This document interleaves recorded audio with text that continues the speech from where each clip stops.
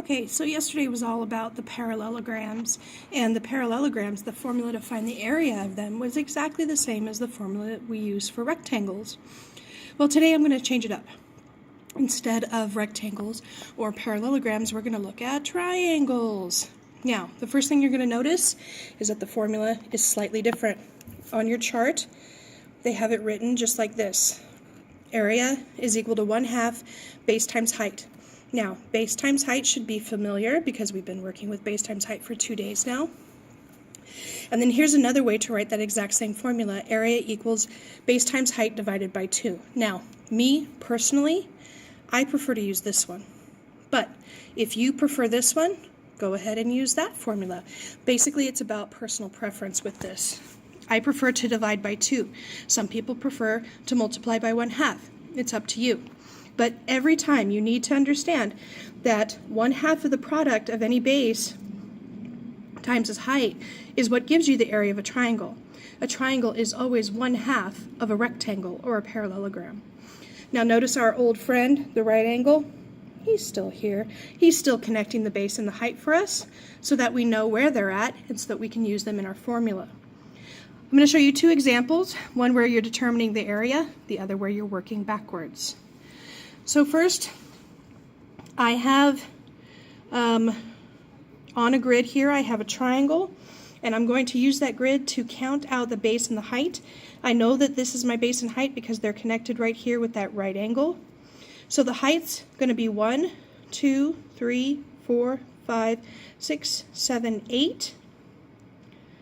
And then my base is 1, 2, 3, 4, 5. And remember, I'm just counting the sides of the squares that are in there. Could you sit there and count the squares in order to try to figure out the area? Sure you could.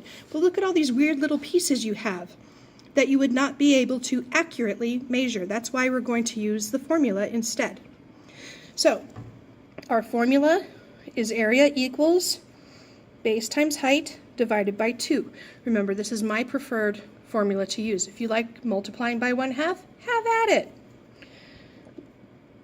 Now I'm going to substitute. Base is 5. Height is 8. Divide by 2.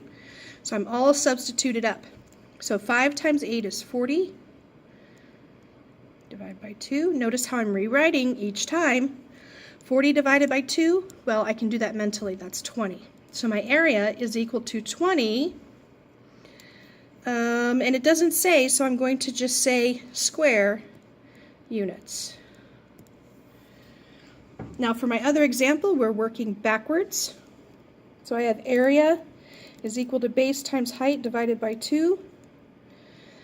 I'm going to substitute 42 for the A because it says A equals 42. And then it tells me that the base is 14.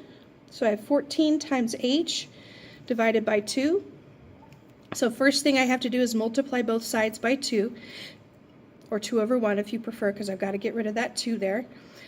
So I have 84 is equal to 14 times H, divide by 14, and 6 is equal to H. So my height is 6 meters.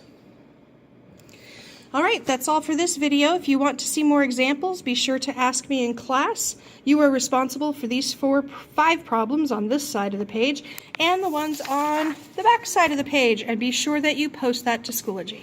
Bye!